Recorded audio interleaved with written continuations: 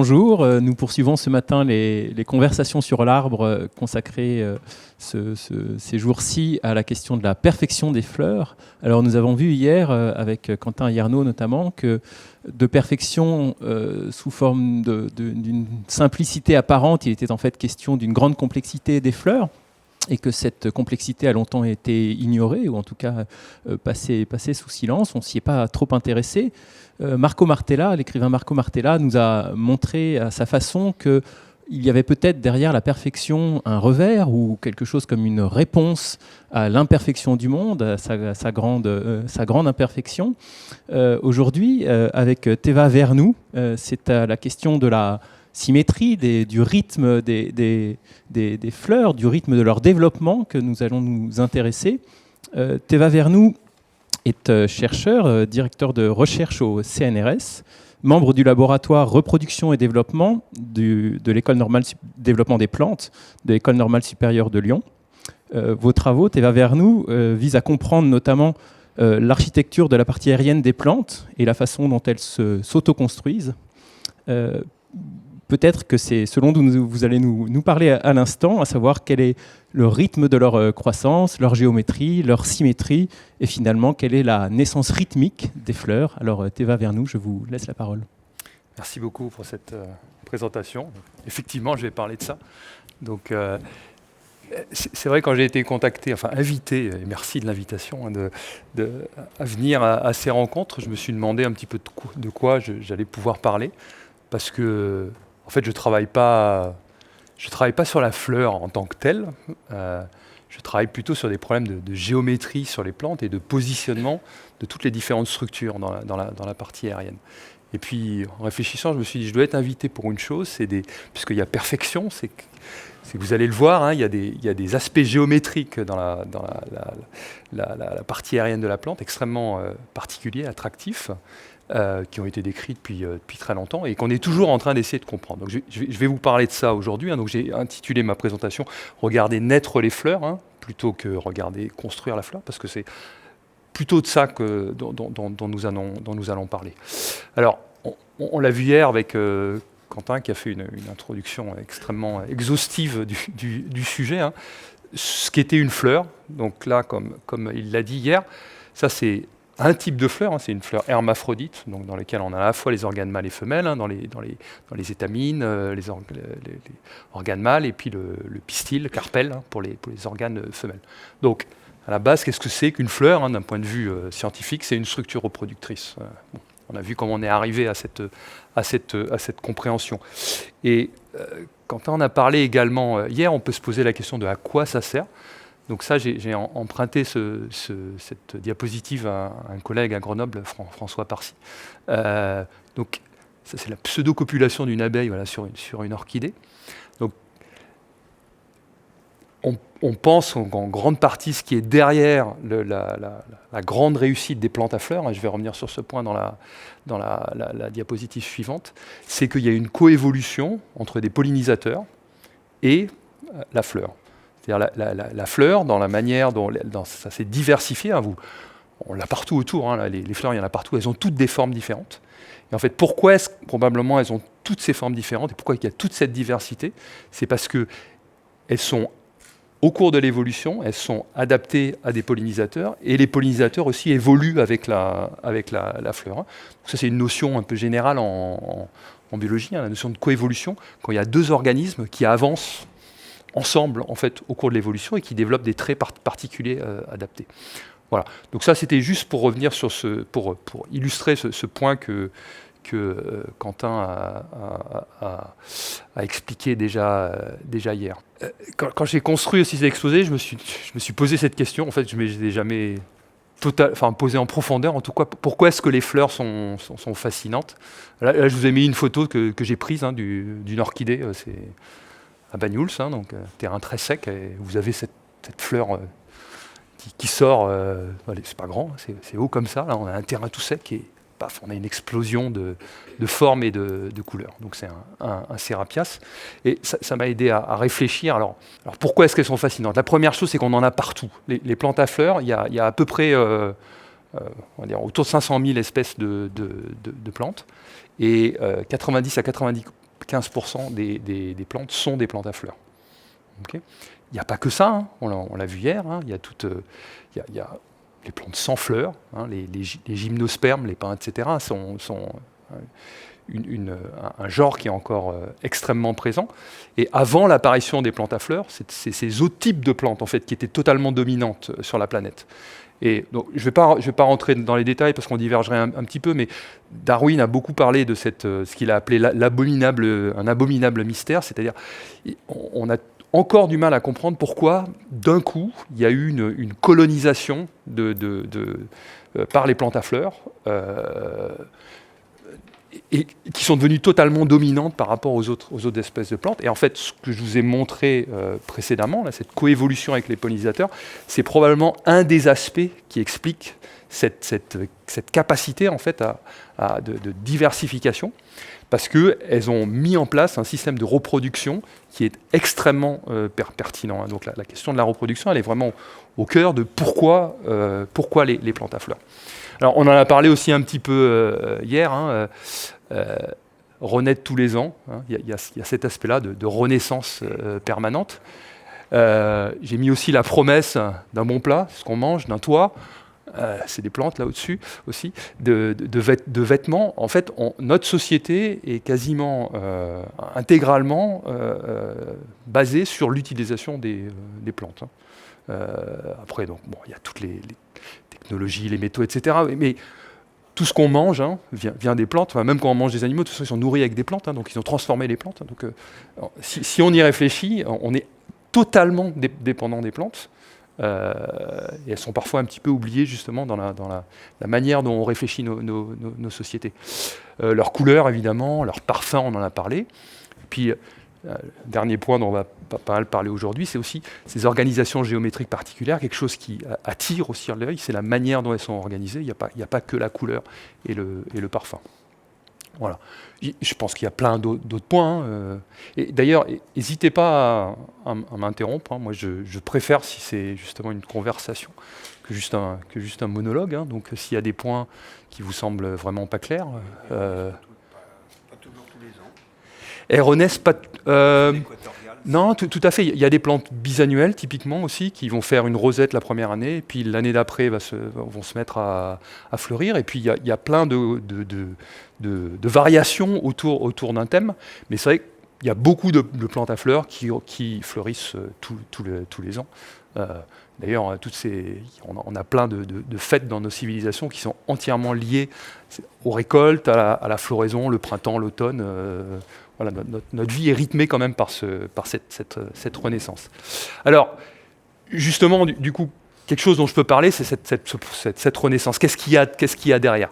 Donc ça, cette partie, je l'ai intitulée « Cellules souches et construction des plantes hein, », l'histoire de toute une vie. Alors, qu'est-ce qu'il y a derrière ça?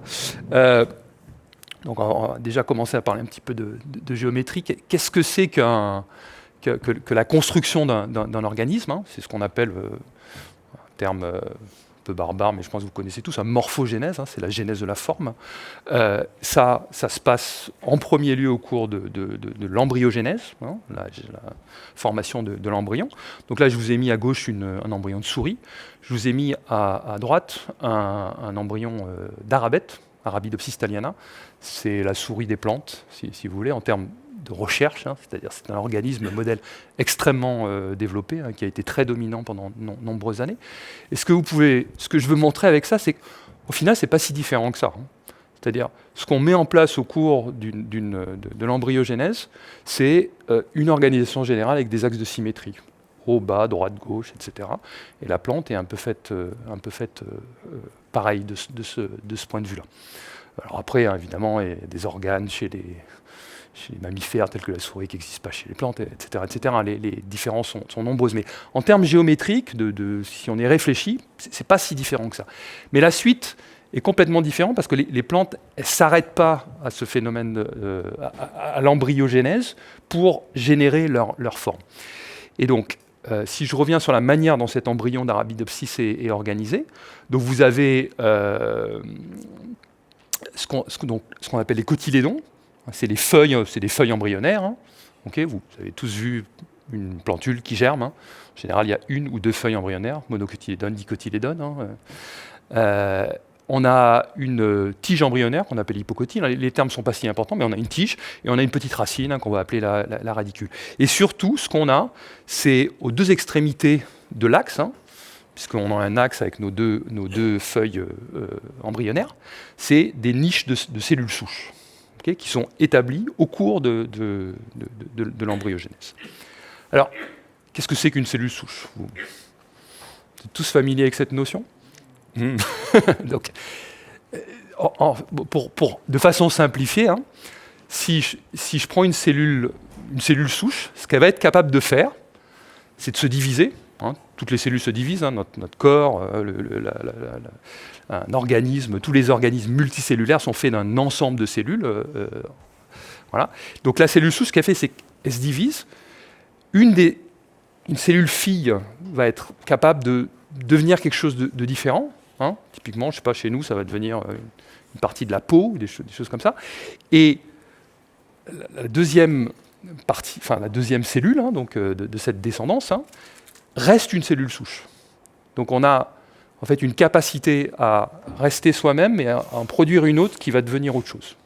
Donc en fait, voilà, ça va fonctionner comme ça. Donc la niche de cellules souches, en fait, c'est un ensemble de cellules qui va pas être utilisé pour construire un organe, je sais pas, pour nous, un doigt, la tête, pour les plantes, justement, les cotylédons, les feuilles, etc. après. Okay, et puis, de produire d'autres cellules qui vont justement permettre ce développement de la forme. Donc, ce qu'on a aux deux extrémités, là, c'est des cellules qui fonctionnent comme ça, qui vont se maintenir, en fait, tout au long de la vie de la plante. C'est-à-dire toutes les plantes que vous avez dehors, là, à l'extrémité de leur tige, à l'extrémité de tous les axes, il y a une niche de cellules souches. On a longtemps pensé que chez les adultes, il n'y avait plus de cellules souches, et en fait, de plus en plus, on se rend compte qu'il y a toujours des niches de cellules souches. Alors après, effectivement, dont les capacités peuvent changer au cours du temps, et elles peuvent perdre leur capacité à se diviser.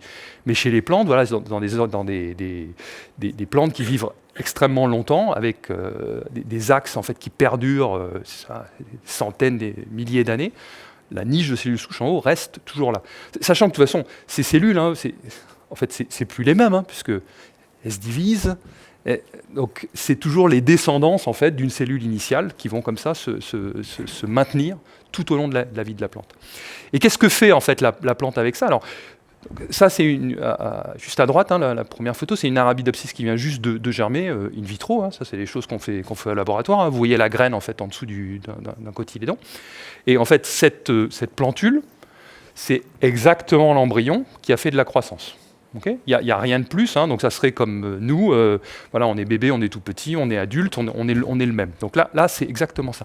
Mais la plante ensuite développée, hein, donc ça c'est Arabidopsis, hein, c'est l'arabette des prés, hein, c'est une crucifère, un chou, hein, qui fait à peu près cette taille-là. Hein, dehors, souvent, quand elles sont stressées, elles sont plutôt de cette taille-là, mais nous en laboratoire, on arrive à les faire pousser de façon assez belle. Elles sont moins stressées en laboratoire, on les bichonne. Donc ce que vous pouvez voir, c'est que par rapport à l'embryon, il y a des quantités d'autres choses qui ont été produites. Hein. Des nouvelles feuilles, il y a des axes supplémentaires, et puis on va arriver jusqu'aux fleurs en haut. Et en fait, toute cette construction-là, elle vient de la niche de cellules souches. Pardon. Parce que en fait, ce que va faire la plante, c'est qu'elle va utiliser ce plan d'organisation minimal qu'elle a mis en place au cours de l'embryogenèse, en fait, réutiliser ce plan d'organisation minimal pour construire des segments okay, supplémentaires avec des nouvelles structures. Une inflorescence, là, comme j'ai sur la droite, au début, on produit une rosette. Ce qui se passe avec la rosette, c'est que, en gros, ce qui se passe tout le long de la vie de la plante, c'est que je produis dans la partie aérienne un segment de tige et un organe latéral. Cet organe latéral, au début, c'est une feuille. Okay. La tige ne s'allonge pas. Donc, on compacte, on a une rosette qui est compactée. Il y a des espèces dans lesquelles il y a de l'élongation, et dans ce cas-là, la structure va se développer. Et après, chez Arabidopsis, à la transition florale, on se met à produire cette inflorescence, dans laquelle, cette fois-ci, les tiges s'allongent. Donc on produit un segment, et vous le voyez, à chaque fois, on produit une feuille, donc les feuilles latérales, un axe au début, et ensuite, on va se mettre à produire les fleurs. Et on a plein de variations autour de ce thème, mais Arabidopsis a perdu en fait des feuilles associées aux fleurs. Hein. Il y a pas mal d'espèces qui ont perdu ça au cours de l'évolution, mais il y a beaucoup d'espèces qui systématiquement en fait ont une feuille et quelque chose d'autre qui va être soit une tige, soit une fleur. Okay, parce qu'en fait, quand on produit le long de l'axe comme ça une feuille, il y a eu aussi une nouvelle niche de cellules souches qui se réinitie à la base de la feuille et qui va permettre de faire une tige latérale ou de produire également les fleurs. Oui, sur le principe. Okay, donc c'est comme si nous, on essaie comme ça et puis on se rajoutait une partie de nous-mêmes au-dessus, en permanence, sur le côté. Voilà, on bourgeonne de tous les côtés. Des cheveux, ça serait bien pratique, on est d'accord. C'est pour ça que j'ai parlé. La question du pourquoi, hein, donc c'est de l'évolution. Donc ces organismes multicellulaires, parce que c'est l'apparition de la multicellularité chez les plantes, elle est indépendante, elle est apparue indépendamment de l'apparition de la multicellularité chez les animaux. Donc elles ont inventé en fait un mode de construction qui n'est pas celui des animaux et qui fonctionne. Okay, donc derrière, on peut penser à tout ce qu'a besoin de faire une plante, hein, capter de la lumière, se reproduire, etc. Donc tous ces traits-là sont influencés par l'environnement en permanence pour produire un organisme qui a les capacités qu'on observe aujourd'hui. Après, le pourquoi systématiquement sur chaque trait, c'est une question qui est extrêmement difficile. Et après, à partir de ça, on est capable de faire toutes ces architectures complexes. On parlait du Japon hier, ça c'est justement au Japon. Où on a des couleurs sur des feuilles, hein, donc c'est pas des fleurs, donc on a des très belles choses aussi quand on ne regarde pas les fleurs. Et donc la question que je vais aborder là maintenant, c'est est-ce qu'il y a un principe sous-jacent? Donc voilà, les plantes, on les regarde, elles sont partout. Donc là j'ai pris une petite collection de photos. Et alors, comme je l'ai noté, hein, il n'y a pas que des plantes à fleurs là-dedans, hein, parce que ces problèmes d'architecture, ce n'est pas un problème qui est spécifique en fait des plantes à fleurs. Mais ce que vous pouvez voir à chaque fois, donc c'est souvent utilisé ça pour illustrer toute la diversité, etc. Moi, ce que je veux montrer, c'est plutôt l'unicité. C'est-à-dire que si on devient moins poétique et on abstrait toute cette organisation, en fait, ce dont on se rend compte assez vite, c'est qu'est-ce qui change. C'est bon, quand on fait une fleur, elle a une forme particulière, etc. Mais tout ça, c'est organisé comme je vous l'ai dit, c'est-à-dire on a des axes de croissance plus ou moins allongés, et puis on a des structures qui sont distribuées autour de ces axes avec des géométries en fait particulières. Et donc ça, c'est le principe de départ de la construction de l'organisation d'une plante. C'est voilà, pour avoir la vision vraiment pas poétique du tout, c'est j'ai un axe et je fais des nouveaux axes ou des nouvelles structures le long qui vont être organisées selon des géométries particulières. Donc le développement d'une plante, hein, la construction de sa forme, c'est la distribution spatiale des organes le long d'un axe qui s'allonge plus ou moins. Et si vous y pensez, hein, vous pouvez voir comment, si je change la manière dont ça s'allonge, okay, par exemple au cours du temps ou dans l'espace, etc., on peut construire on peut explorer ça hein, d'un point de vue, dans un ordinateur par exemple, construisant ça, ou même à la main, hein, faire des dessins, et on va voir qu'on peut construire plein de formes avec ce simple principe, et en jouant sur la manière dont l'axe se développe, quel type de structure se développe, etc., etc.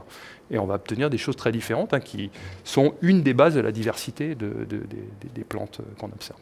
Mais derrière, il y a cette unicité, ce principe général de construction.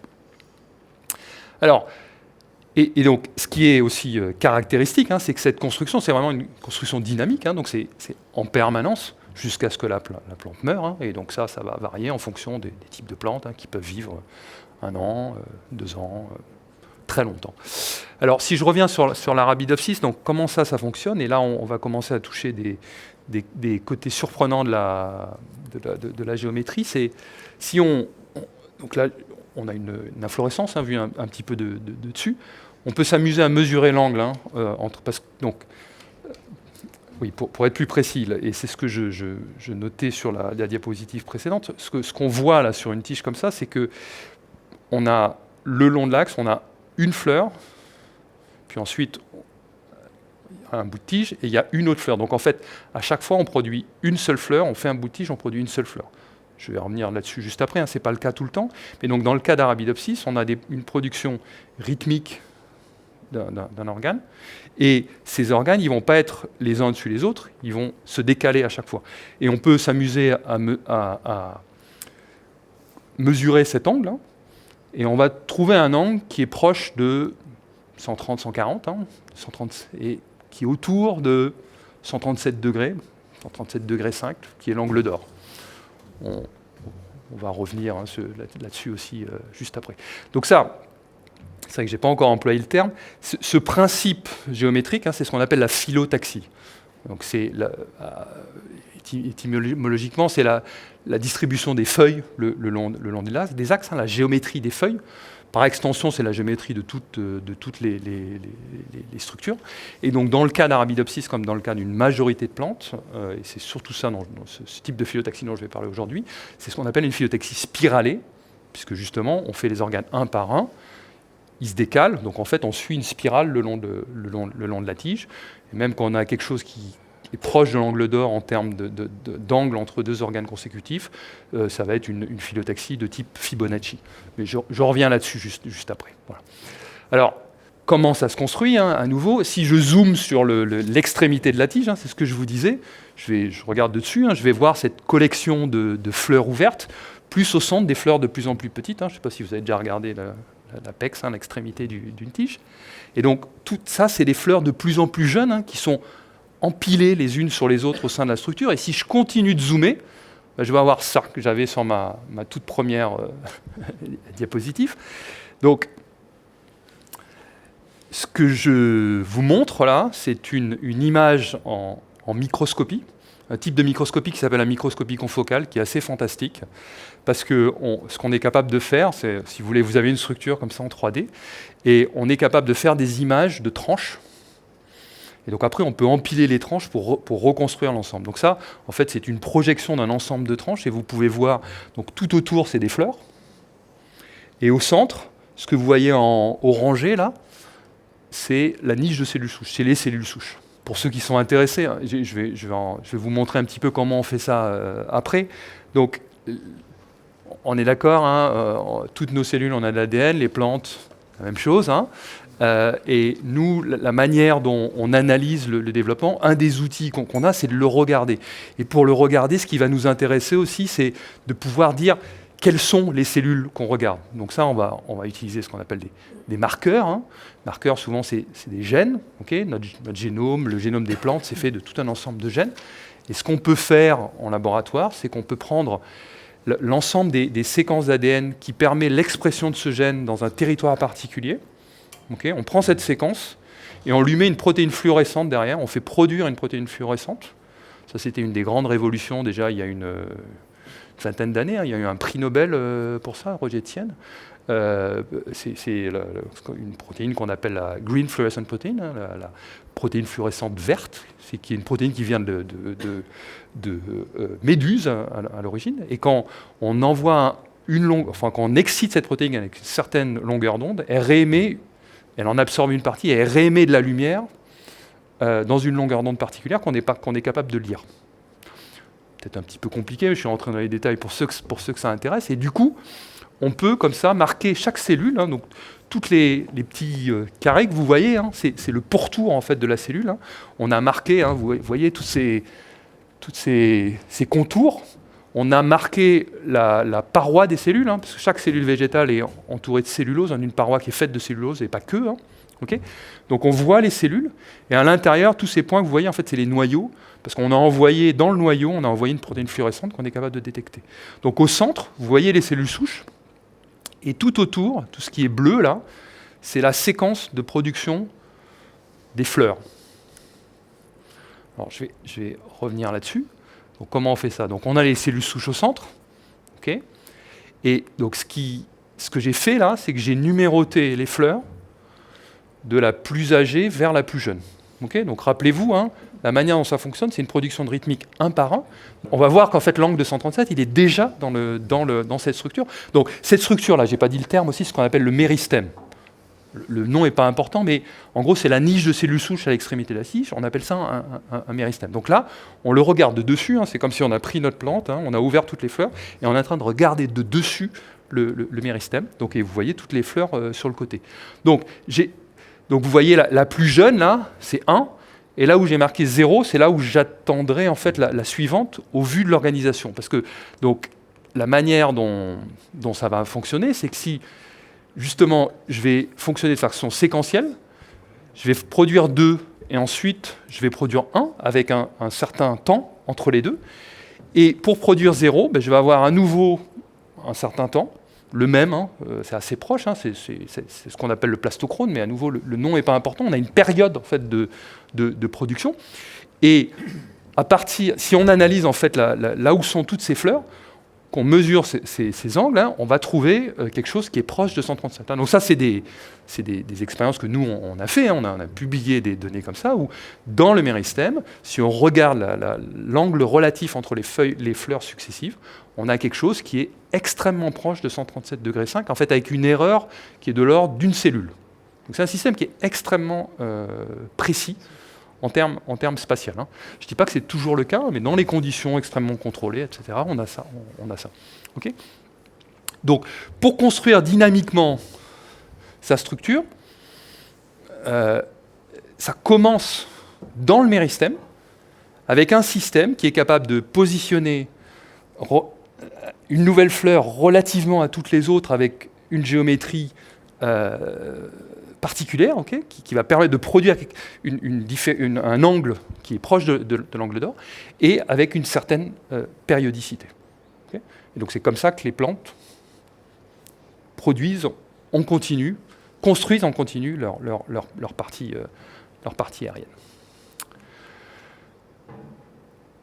Donc les spirales, j'en avais un petit peu sur les images précédentes, on en a partout, hein, comme je l'ai dit, c'est très présent chez les plantes.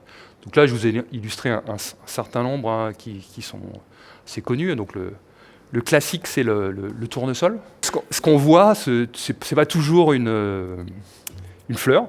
C'est vrai qu'il y a beaucoup de diversité aussi dans la construction de l'architecture. C'est pour ça que la construction de l'architecture est intéressante aussi. C'est qu'il y a certaines... Donc, dans le cas du tournesol, en fait, effectivement, ça c'est une inflorescence. C'est comme si, au lieu de développer mon inflorescence le long de la tige, en fait, je l'avais aplatie. Et du coup, les spirales, là, on les voit, mais en gros, elles sont aplaties. Et ce qui est génial, c'est que on a une distribution de fleurs avec des formes particulières qui reproduisent un ensemble qui ressemble lui-même à une fleur. Okay, donc l'évolution aussi a été capable de sélectionner ça, hein, et on peut se dire, peut-être parce que justement ça permet une pollinisation efficace dans ce type de structure. Et il y a d'autres types de plantes qui vont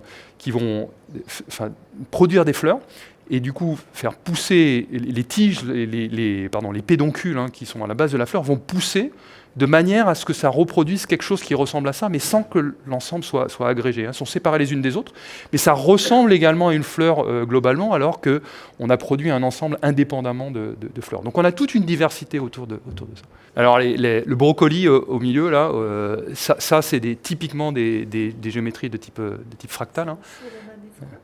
Oui, pardon, c'est un chou romanesco, ça. Ouais. Qui est... En fait, c'est très proche du brocoli également. Et en fait, c'est Quentin l'a dit hier, hein, ça, en fait, ça, c'est une fleur. Enfin, c'est des fleurs. C'est une inflorescence extrêmement complexe, avec un problème justement de fonctionnement du méristème. Et les fleurs n'arrivent pas à devenir des fleurs. Et elles relancent un programme. Et en fait, du coup, on a effectivement des propriétés de type fractal, hein, c'est-à-dire qu'à toutes les échelles, on a la même structure. Okay, qui produit ces géométries particulières. Donc ce qu'on voit là, c'est tout un ensemble en fait, de spirales empilées à différentes échelles. Quoi. Voilà. Donc là, bon, je vous ai mis un colzin, un grand classique hein, qu'on voit partout, des aloès, hein, et aussi la pomme de pin, donc, puisque les gymnospermes, hein, leur structure reproductive aussi peuvent s'organiser selon des spirales. Alors, si on regarde un petit peu, pour ne pas parler que de phyllotaxie spiralée, mais on a donc différents types de phyllotaxie.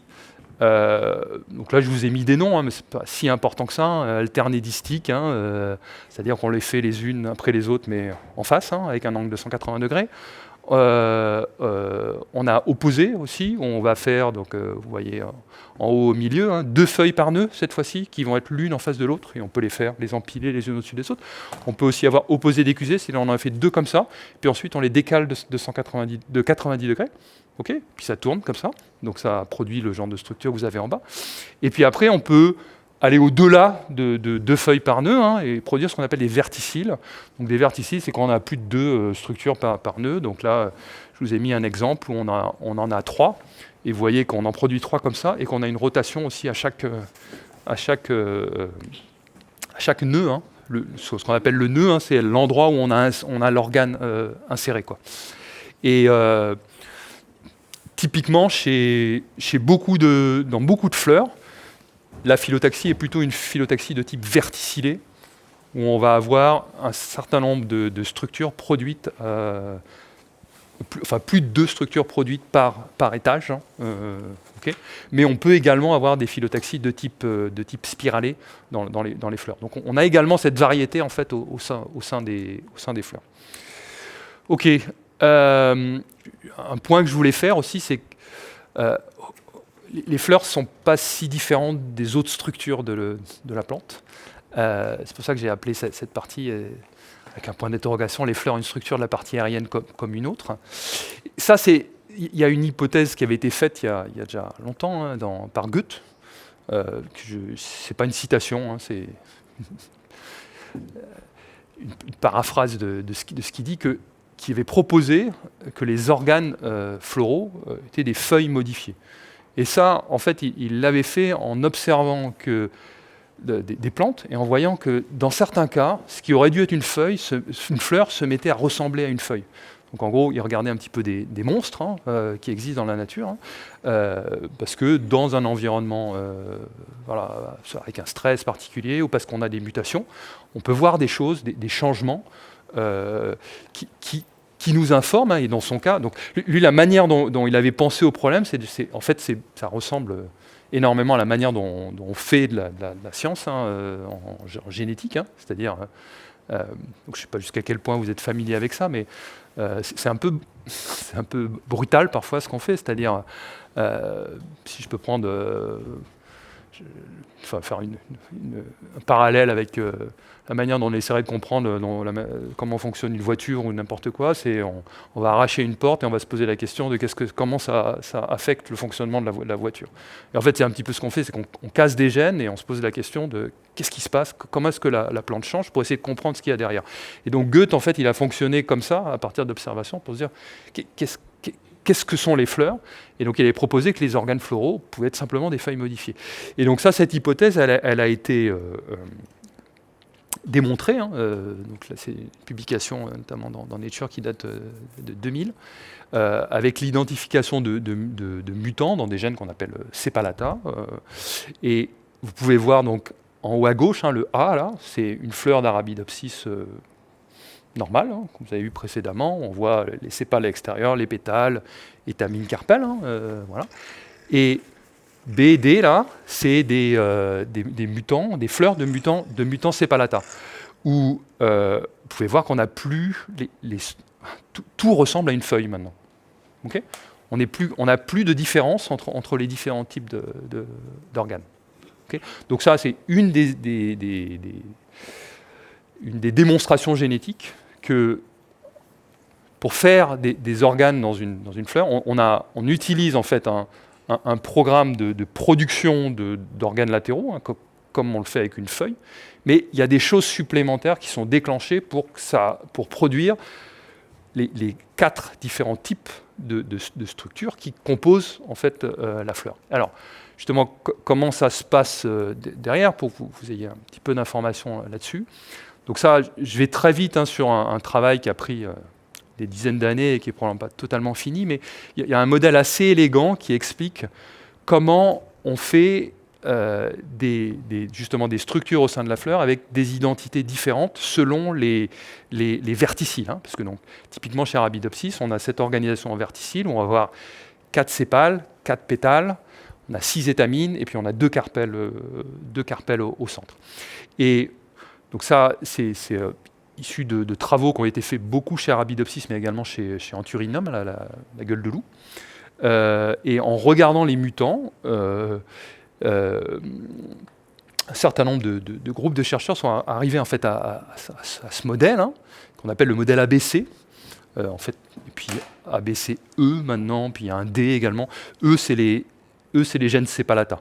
Ils sont exprimés partout, et on a besoin d'eux pour être capable en fait, de transformer ce qui pourrait être des feuilles en les différents organes de la fleur. Et après, donc le modèle ABC, l'idée c'est si j'ai que A, je deviens un sépale. Si je mets maintenant A et B ensemble, okay, c'est 2 gènes, mais mes cellules expriment les 2 gènes, A et B, dans ce cas-là, je vais devenir un pétale. Si j'exprime maintenant B et C, okay, je rajoute un 3e type de gène, là je vais devenir une étamine. Et si j'ai que C, je deviens un carpel. Il est extrêmement élégant, ce modèle, il est assez simple, il tient plutôt bien. Il y a toute une variation autour de ça, on ne va pas rentrer dans les modèles, mais qui peut permettre de changer la manière dont ces différents gènes se chevauchent, de manière à produire des structures un petit peu différentes. C'est le hasard? Non, c'est pas le hasard, parce qu'on a une distribution, justement. Ça, c'est un travail d'un collègue qui a publié ça il y a quelques années. Là, je vous montre deux de ces gènes-là. Donc, spatialement, c'est extrêmement organisé. C'est-à-dire les A sont plutôt à l'extérieur, les C à l'intérieur, et les B chevauchent les deux. Et justement, il y a des variations de la manière dont ces chevauchements sont organisés. Pourquoi les A sont à l'extérieur? Ça répond pas à la question pourquoi les A sont à l'extérieur, parce que la question à laquelle je réponds, c'est que ce n'est pas aléatoire. On a une organisation spatiale particulière. Et donc, après, voilà, ça prendrait longtemps de rentrer dans les détails de comment on arrive à cette distribution spatiale. Mais il y a tout un ensemble de gènes qui vont faire qu'on a quelque chose comme ça. Il y a des interactions entre ces gènes-là, des antagonismes, etc., qui font qu'on arrive à cette distribution spatiale. Voilà. Donc, mais moi, mon point là-dessus, puisque c'est pas l'objet de ma recherche,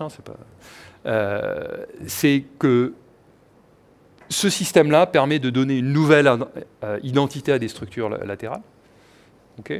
Mais ce qui est derrière dans le système de construction, c'est ce dont je vous ai parlé précédemment. Il faut déjà arriver à mettre une structure à un endroit pour de toute façon lui donner une identité. Et donc la manière dont la plante se construit, au final, même dans la fleur, alors ça c'était mon dernier point là-dessus, c'est qu'en fait les fleurs, c'est elles-mêmes des méristèmes. Ce que vous voyez là en bleu, justement, à nouveau, c'est les cellules souches. Vous les voyez dans le méristème au centre, ce que je vous ai appelé le méristème, qui est le méristème d'inflorescence. Et vous voyez qu'à un moment, vous voyez ici, là, cette fleur-là, elle commence à en avoir un tout petit peu, là il n'y en a pas. Et là, hop, on commence à avoir un petit peu de bleu, et après on le retrouve partout. C'est-à-dire qu'au début, quand je produis une fleur, c'est juste un dôme de cellules, et puis il y a un moment, je remets en place une nouvelle niche de cellules souches, et cette niche de cellules souches, en fait, c'est elle qui va permettre la construction, la mise en place de ces différentes structures dans la fleur. Et la grosse différence avec le méristème d'inflorescence, c'est que cette niche de cellules souches, elle a une activité finie. À un moment, elle s'arrête et elle disparaît. Et ça, en termes de mécanisme, c'est notamment parce que la fonction C va permettre d'éteindre, quand elle se déclenche, elle va permettre d'éteindre la niche de cellules souches et du coup de terminer le développement de la fleur. Et on a des mutants dans lesquels, en fait, vous l'avez probablement pas vu, mais ici, là, on a une nouvelle structure qui se remet en place au centre. Donc on a des mutants dans lesquels on produit comme ça ces organes modifiés, de type feuilles. Et au moment, on relance encore un programme de fleurs qui se remet à produire des nouvelles structures de type feuilles. Okay, donc on a un ensemble de régulations extrêmement complexes derrière, avec tout un ensemble de gènes qui vont être exprimés à des moments particuliers, à des positions particulières, en fait, pour s'assurer qu'on met les bonnes choses au bon endroit et que le système s'arrête quand il faut, okay, pour produire notre structure reproductrice dans toute sa beauté.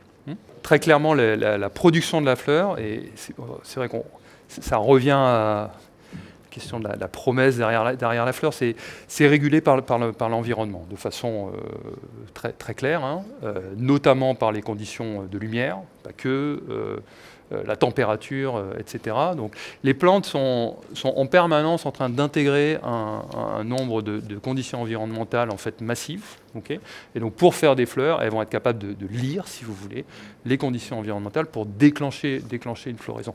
Et c'est aussi pour ça qu'on a une annualité assez claire, hein. Enfin pas que, hein, parce qu'il y a des rythmes internes aussi qui sont indépendants de l'environnement, hein. Sinon, à l'équateur, on n'aurait pas de rythmicité. Donc, voilà, tous les organismes, hein, ont une horloge, hein, nous y compris, hein, ce qu'on appelle l'horloge circadienne, hein, qui est à peu près calée sur la durée du jour, hein, et qui utilise justement la lumière aussi pour produire une horloge qui est vraiment très proche de 24 heures.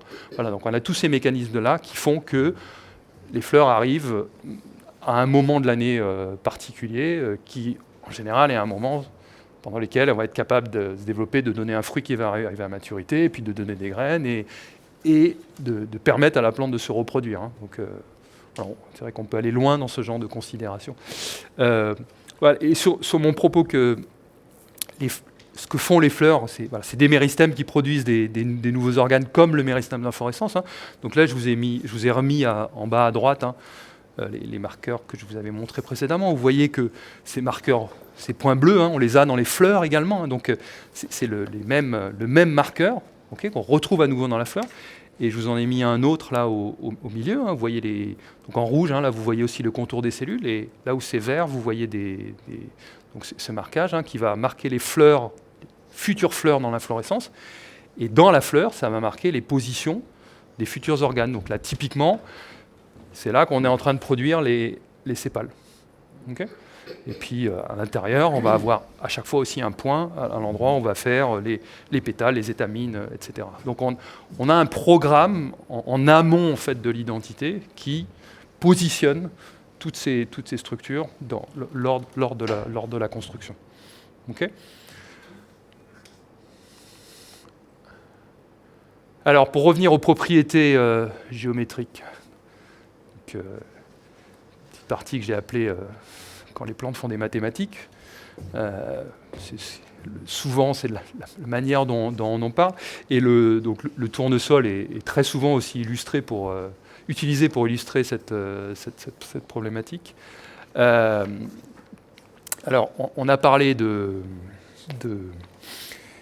d'angle d'or, hein, et j'ai une série de diapos là que j'ai en partie emprunté à mon collègue Christophe Godin à Lyon, hein, qui est un mathématicien, et donc avec lequel je collabore de façon très active, hein. Mon travail est vraiment très interdisciplinaire sur ces aspects-là. Donc pour vous illustrer les propriétés mathématiques, on va regarder ce qu'on appelle les spirales apparentes dans les phyllotaxies spiralées. Là, je vous représente une tige idéalisée, hein, ça a été construit dans un ordinateur, ça. Okay, donc ça, c'est une phyllotaxie spiralée avec des feuilles, hein. Okay, donc vous avez cet angle de 137,5 degrés et ça suit la tige. Ce que je peux faire, c'est compacter tout ça, hein. Je vous disais, hein, quand on construit une rosette, hein, c'est quand les tiges ne s'allongent pas. Donc ça vous illustre, hein, comment justement, simplement avec la croissance des tiges, je peux produire des choses qui ont l'air différentes, mais au final qui sont organisées géométriquement de la même manière.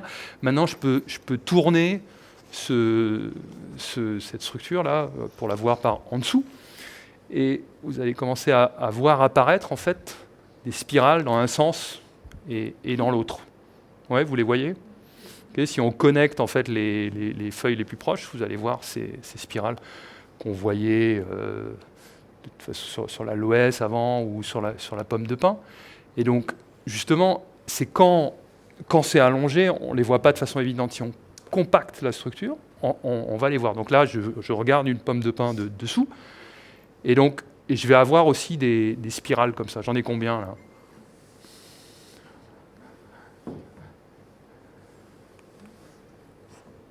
C'est quoi I?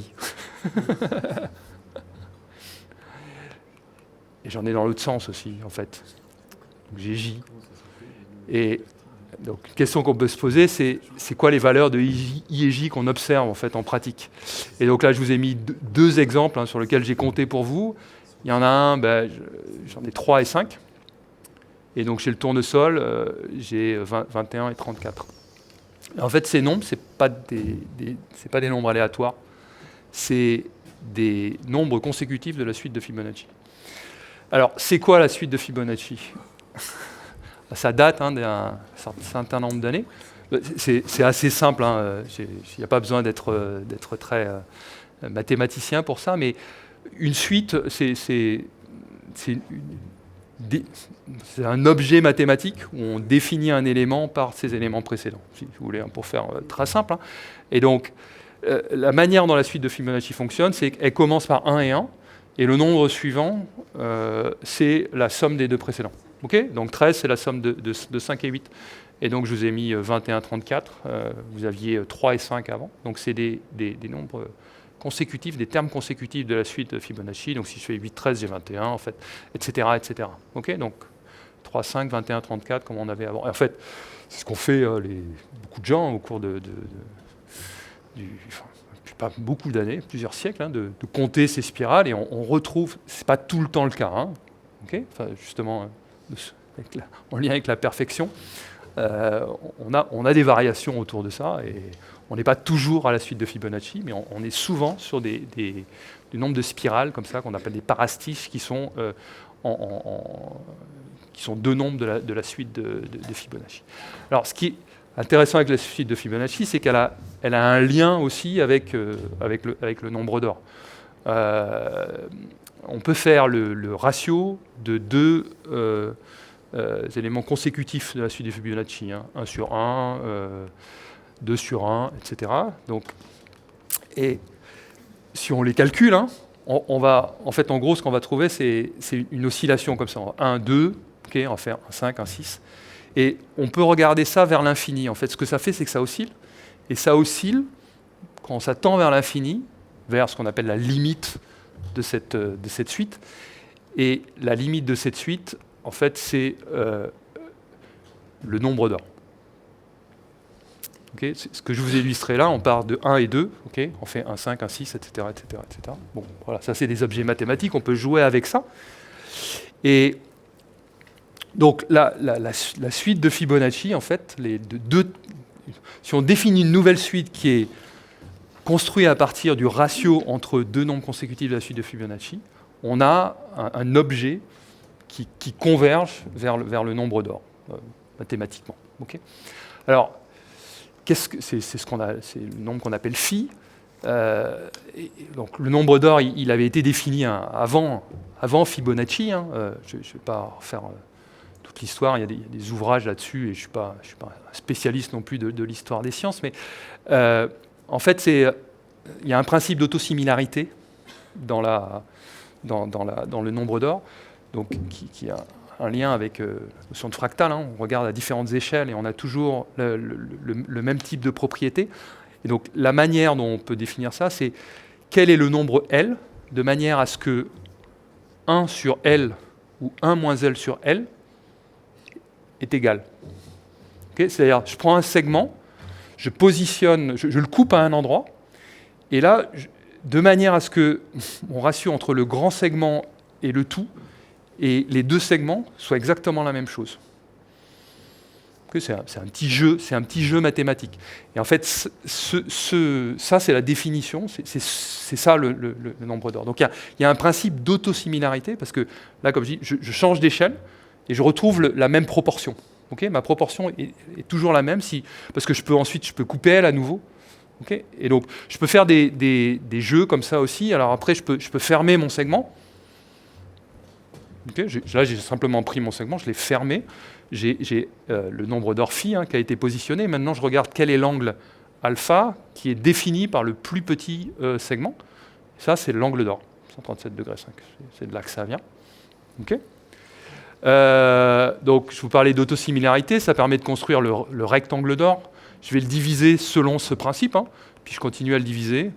Voilà, et vous voyez les spirales, etc., etc. Et puis, voilà, vous avez déjà vu ce genre de choses, je pense. Hein. Et au cours du temps, hein, des gens, enfin, un certain nombre de personnes ont voulu voir là-dedans ce qui pourrait être une proportion divine, hein, ça a été appelé comme ça, qui pourrait être une règle universelle de la beauté. Hein. On a touché un petit peu ça hier. Moi, je suis personnellement, j'ai mis un point d'interrogation parce que je ne suis pas forcément convaincu que la beauté est dans la géométrie absolument contrôlée. Mais c'est ce lien qu'on fait avec l'angle d'or, hein, qui a été beaucoup utilisé aussi en architecture. Hein. Corbusier avait construit tout un système de construction qui utilisait ça. Donc ça a été utilisé au niveau artistique. Voilà, c'est un objet mathématique intéressant. Et on retrouve des propriétés géométriques dans l'organisation des plantes, en fait, qui ont un lien direct avec l'angle d'or. Alors, de mon point de vue, ce qui est vraiment intéressant là-dedans, c'est de se poser la question, ok, mais comment est-ce que les plantes arrivent à faire ça? Est-ce qu'on arrive à comprendre qu'une plante arrive à construire une géométrie qui a ses propriétés géométriques particulières, ses propriétés mathématiques particulières? Je vous le dis tout de suite, hein, je n'ai pas de réponse définitive à ça. Hein. Voilà. Donc, c'est là où je veux parler d'auto-organisation et de phyllotaxie. Le terme d'auto-organisation, ça vous le comprenez? À peu près. Disons, alors, pour essayer je vais montrer un film qui, je pense, est assez parlant là-dessus, mais si on se mettait 5 personnes là-bas et on dit à chaque personne, il faut que tu te positionnes en permanence à 1 mètre de chacun de tes voisins. Je veux dire, on donne cette information à chacun sans que les autres sachent que cette personne a l'information. Et on va demander, ça c'est des jeux que j'ai déjà fait, c'est assez rigolo, et on va demander aux gens de jouer à ça. Et on va se rendre compte que ça crée en fait des mouvements, des distributions qui sont pas des choses aléatoires. Okay, et donc le système s'auto-organise parce qu'il y a une règle cachée, qui est une règle simple, entre chacun des éléments, qui fait que... voilà. Donc on n'a pas de plan, on n'a pas dessiné un plan, mais on a une règle d'interaction qui fait qu'il y a un plan qui émerge. Okay, donc il y a une notion derrière qu'on appelle une notion d'émergence aussi, ça veut dire qu'il y a une propriété qui apparaît, mais qui n'est pas une propriété qui est codée dans le système. Okay, le système, la seule chose qu'il a, c'est la manière dont les éléments interagissent. Okay, donc c'est une manière de penser en fait à un problème assez différente, de dire, justement, voilà, je suis architecte, j'ai un plan comment construire mon bâtiment, puis je vais le construire. Et là, c'est plutôt, chaque ouvrier, je lui dis, tu vas faire ça et tu vas prendre en compte en fait certains éléments par rapport à ce que font les autres. Et d'un coup, le plan total apparaît, alors qu'en fait, il n'était pas conçu comme ça. Enfin, il n'y avait pas de plan au départ, quoi. Donc, voilà. C'est historiquement aussi, hein, je pense, c'est des manières différentes de penser les systèmes biologiques, hein, parce qu'on a commencé à essayer de comprendre comment fonctionnait un système biologique, c'est souvent dit, oui, il y a un plan de départ, et puis les gènes vont suivre le plan. On se rend compte, hein, qu'un génome, on n'a pas de plan, on a des ouvriers, et en fait, on ne sait toujours pas bien comment ils fonctionnent tous ensemble. Hein. C'est pas trivial, hein, quand on a 30 000 gènes chez Arabidopsis, hein, cet ordre-là. Comment est-ce qu'ils fonctionnent tous ensemble au cours du temps? Je veux dire, si vous savez, vous me dites. Moi, je ne sais pas. OK. Alors, la notion d'auto-organisation, elle est liée en phyllotaxie, elle est liée à une autre notion qu'on appelle les champs inhibiteurs. Je vais vous illustrer une petite expérience qui avait été faite par deux chercheurs, Snow & Snow, en 1932 déjà. Ça a été ensuite fait par Wardlow, 49. Ça a été repris en Suisse par Didier Reinhardt en 2005. Et ce qu'ils ont fait était assez simple. Là, je vous ai représenté un méristème schématisé, hein, avec 3 feuilles ou fleurs, hein, 0, 1, 2, une phyllotaxie spiralée. Et donc ce qu'ils ont fait, c'est que... Donc, 0, là, c'est là où si mon système fonctionne de façon parfaite, comme je vous ai montré précédemment, ça va se positionner à 0. Maintenant, c'est la position suivante. Hein. Il n'est pas encore là. Okay, si je le laisse faire, paf, ça va se mettre à 0. Maintenant, ce que je fais, c'est que, expérimentalement, je fais une petite incision à proximité de 2. Et ce que Snow avait déjà montré, c'est que en fait, 0 va se déplacer vers 2. Okay, il ne va plus apparaître à la position où on l'attend, il va apparaître plus près de 2. Et donc ça, et puis d'autres éléments ont amené à cette idée, en fait, que une des manières dont un méristème pouvait fonctionner, c'est que quand il produit une structure, cette structure empêche dans la mise en place d'une nouvelle structure à proximité de l'existant. Okay, je ne sais pas si vous commencez à voir un petit peu les choses, ça veut dire maintenant, j'ai des éléments comme ça dans mon méristème. En fait, chaque élément va dire, non, je ne veux pas que le prochain soit à côté de moi.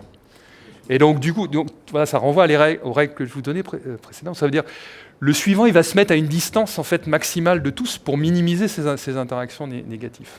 Okay, et donc là, on commence à penser auto-organisation. Parce que donc, si je dessine en fait, une géométrie déjà établie de type phyllotaxie spiralée, je dessine une espèce de champ autour, qui serait un champ inhibiteur, justement, où je dis non. Vous voyez que géométriquement, il y a des espaces, il y a plus d'espace à un endroit, et une autre manière de voir ça, c'est qu'il y a moins d'influence négative à cet endroit-là. Donc en fait, le prochain, là, il va être là où j'ai mis la flèche bleue. Okay, c'est l'idée qu'on peut avoir. Et puis si je veux que ce système il continue à fonctionner, il faut que j'ai de la croissance, il faut que les choses bougent. Et là, on commence à voir où va être le suivant. Il va être là, en fait, potentiellement. Et puis là, enfin, en tout cas, on peut envisager ça. Voilà. Donc là, on est typiquement dans ce qu'on va appeler un système complexe, c'est-à-dire on a tout un nombre d'éléments, on a des règles locales, on n'a pas de plan, et la géométrie va émerger de ces règles locales. Donc, est-ce que ça peut fonctionner, ça? Alors, Douady et Couder, qui sont deux physiciens, Yves Couder est mort maintenant, mais ils étaient à l'ENS à Paris à l'époque, et ils ont fait tout un travail de modélisation autour de la phyllotaxie qui est fondateur, et ils ont monté ce petit système expérimental qui je pense, qui est très, très parlant.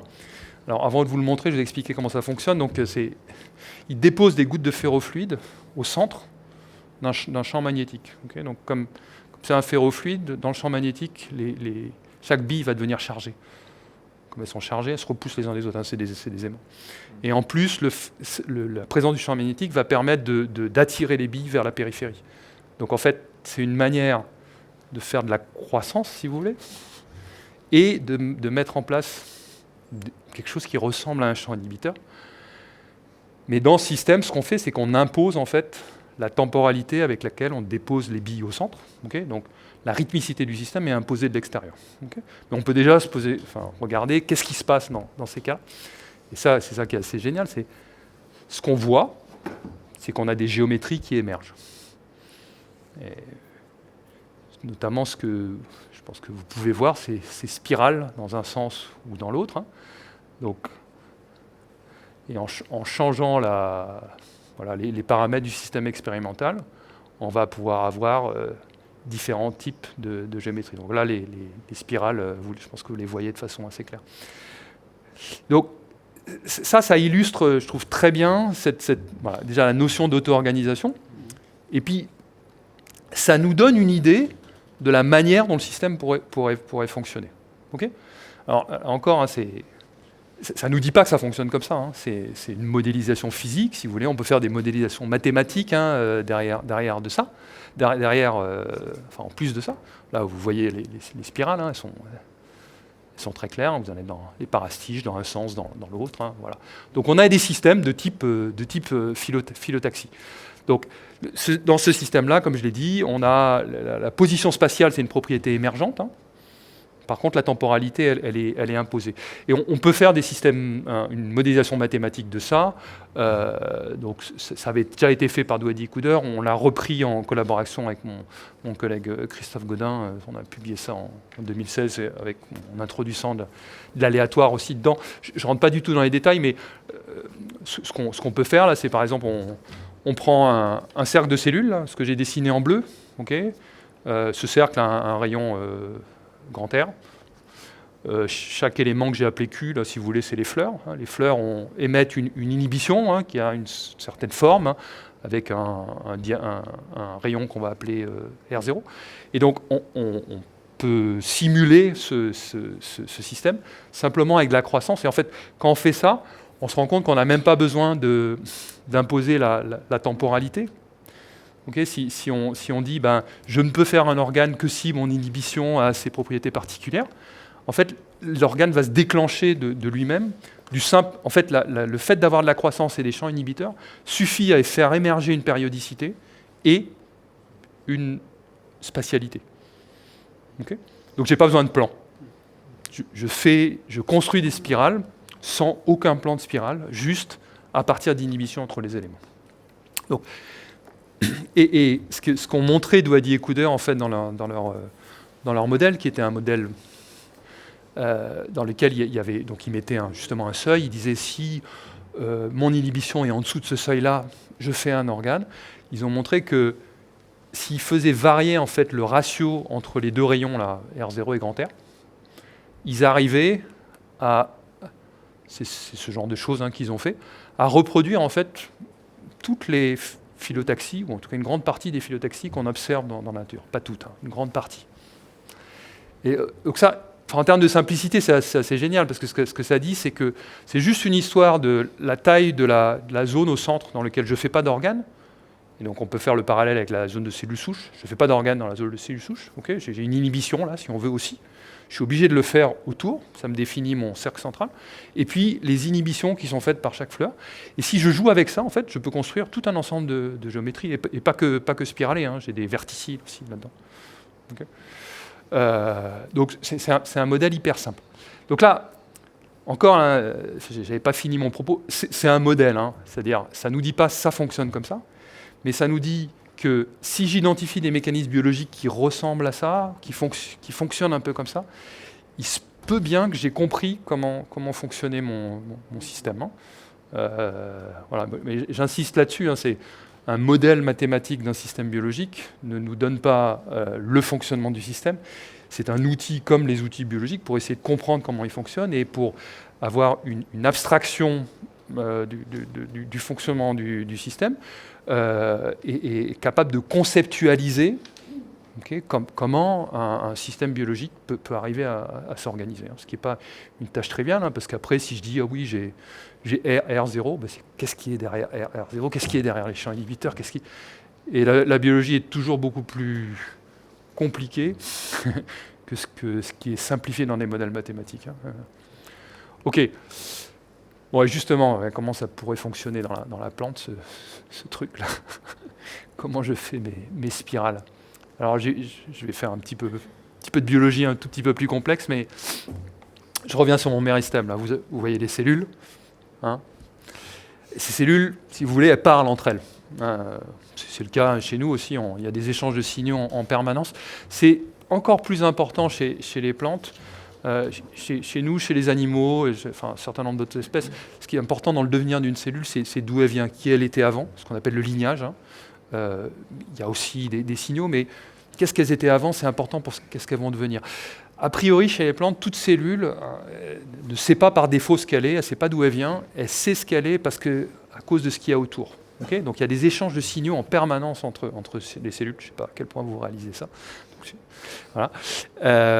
Et parmi ces signaux, parce qu'il y en a plein, il y a ce qu'on appelle les hormones végétales. Alors, je vous ai mis des petites structures chimiques, là. C'est des petites molécules, assez de structure relativement simple. Ça ne fonctionne pas exactement comme les hormones, animal, même si aussi il y a une grande diversité. Si en tout cas on compare avec les vertébrés, les vertébrés, il y a des zones de production précises des hormones et puis un site d'action à distance, des actions relativement spécifiques. Les plantes, les hormones, elles sont produites un petit peu partout. Elles agissent à différentes distances. C'est assez complexe. Je ne rentre pas dans les détails, mais la seule hormone dont je vais vous parler un petit peu aujourd'hui, qui est une de celles sur lesquelles je travaille le plus, c'est celle qui s'appelle l'auxine.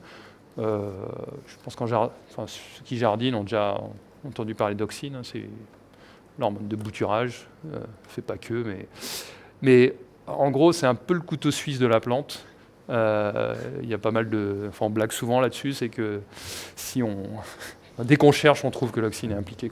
Il y a d'une manière ou d'une autre dans tous les processus, de l'embryogénèse jusqu'au développement, à la mort de la plante, tout le temps. Voilà. Mais dans une certaine mesure, c'est un peu vrai de toutes les hormones. Une caractéristique qui est de moins en moins unique, parce qu'on se rend compte que les autres font un petit peu ça aussi, c'est que l'auxine est transportée entre les cellules, et en fait, elle est transportée de façon polaire. Polaire, ça veut dire directionnelle. C'est ce que je vous ai illustré là au centre. Vous avez des cellules, je les ai mis le pourtour en vert, l'intérieur en rouge, et en jaune, je vous ai mis des protéines qui peuvent transporter l'auxine. Et en fait, comme elles sont que d'un côté de la cellule, elles transportent dans une direction. Si ça fait sortir l'auxine de la cellule, ça va créer une directionnalité. Oui ? Je ne vous ai pas perdu, c'est bon. Et ça, donc ce processus-là, il est fondamental pour la construction de l'inflorescence, parce que si je le casse, j'ai ça. C'est pas mal, hein ? Donc là, ça illustre ce qu'on fait. J'ai cassé quelque chose et je me dis, à quoi ça sert ? Alors là, je commence à me dire, ça doit servir à produire des fleurs quand même. Parce que j'ai plus qu'une tige.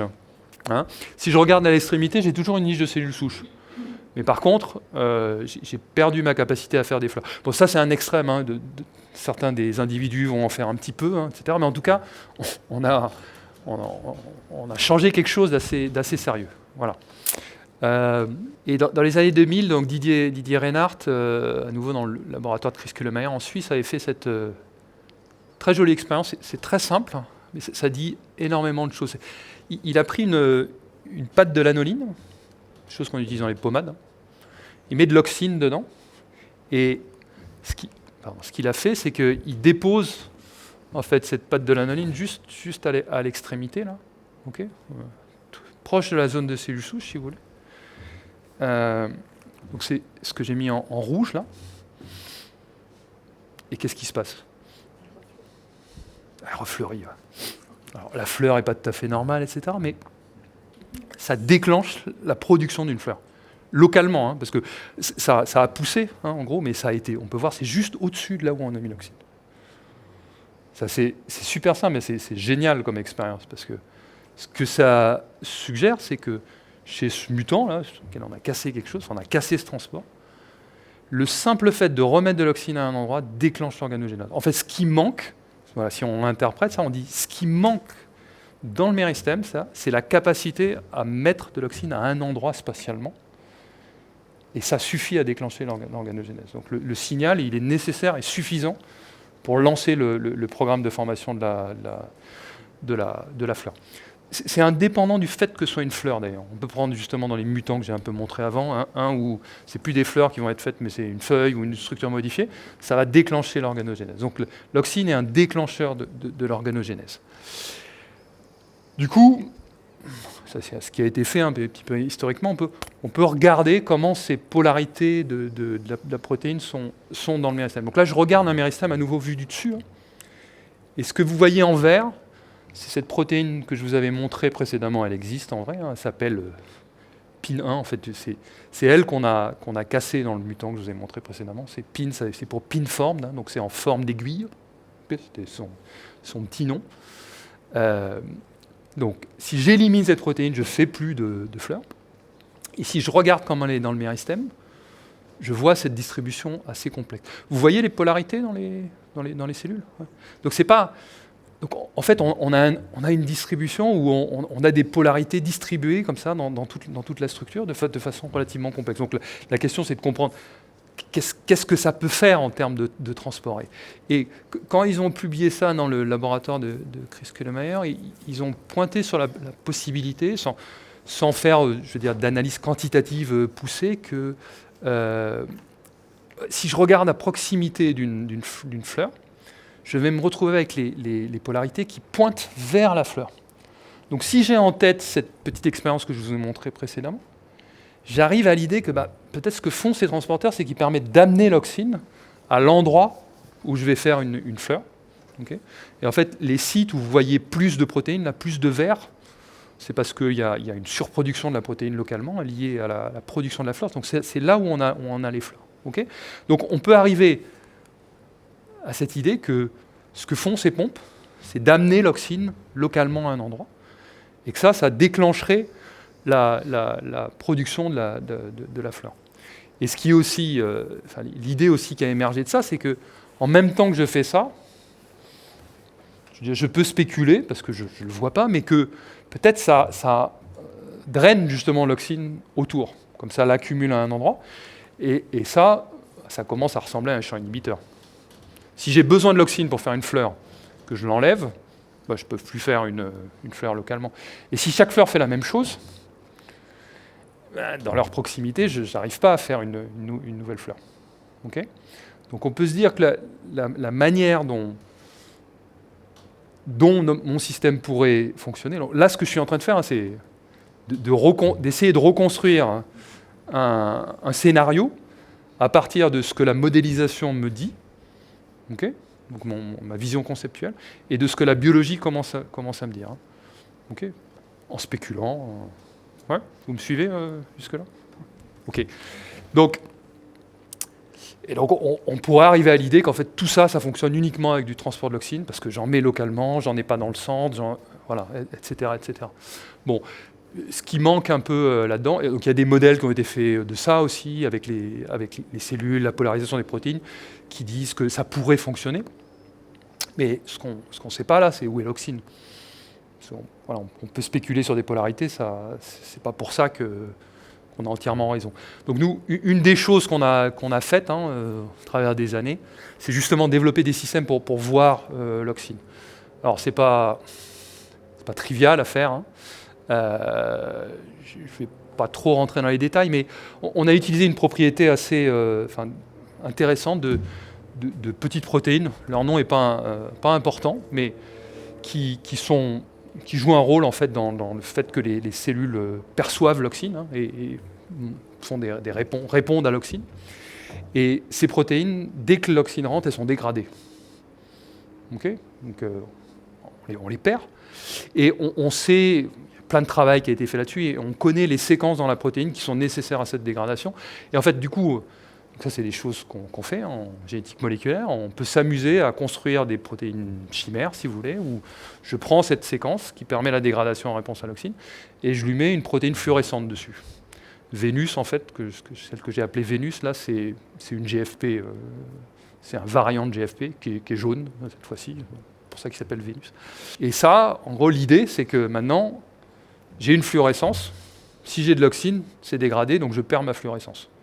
Et donc je peux avoir un système où je lie la présence d'auxine par l'absence du signal. Un petit peu complexe, mais on est obligé d'arriver vers ce genre de choses, en fait, pour détecter des petites structures comme ça, parce que c'est pas évident d'arriver à tracer en fait la présence d'une toute petite molécule au sein d'une cellule.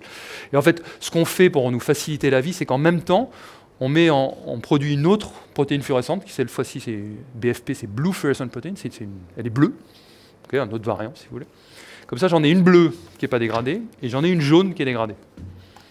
Et là, après, je peux faire comme j'ai des ratios, je peux les transformer de façon positive, de manière à avoir un signal qui est directement relié à la concentration de l'oxyde. Bon, je ne rentre pas dans les détails, mais on obtient ce genre de choses. Voilà, vous avez du bleu partout, et là où vous avez du jaune, c'est que vous avez moins d'oxyde. Pour simplifier, il y a plein de détails techniques derrière. Et donc, vous pouvez voir notamment que ça, c'est des fleurs naissantes, où c'est bien dégradé, okay, et autour, vous voyez qu'on en a moins. On a des endroits là où on en a vraiment moins parce que ça devient jaune. Et donc ça, Après, nous, une fois qu'on a des images comme ça, on peut aussi les traiter. Alors, oui, ce qu'on a rajouté dedans, là, c'est les cellules souches aussi. Hein.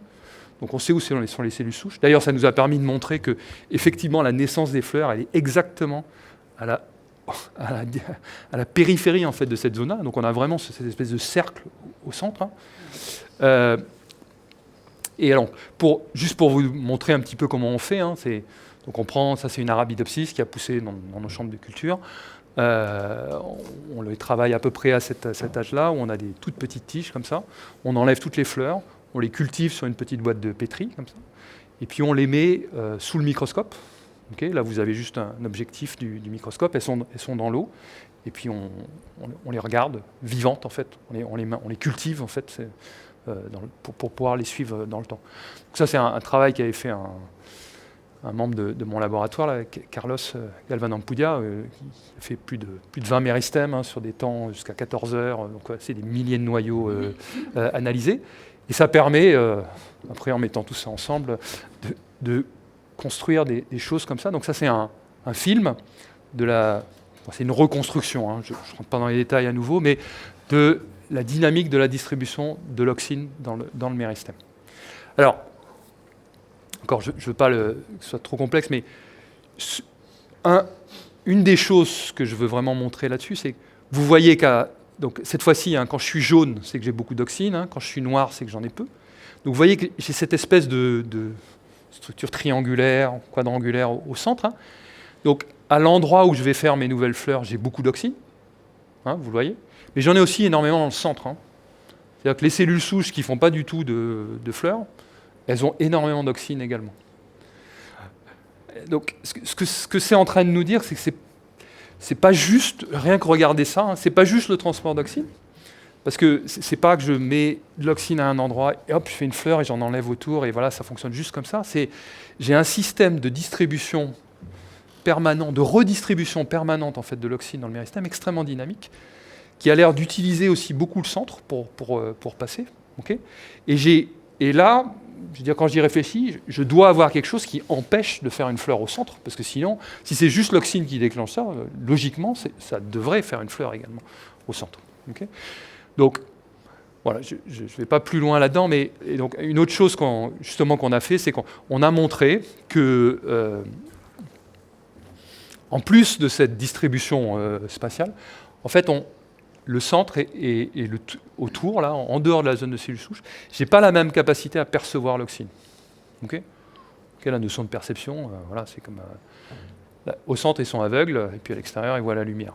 C'est un petit peu ça. Mais voilà, il y a des éléments de la voie de signalisation qui sont supprimés dans le centre ou qui baissent, de manière à ce que ces cellules-là, en gros, elles ont beaucoup d'auxine, mais elles en font rien.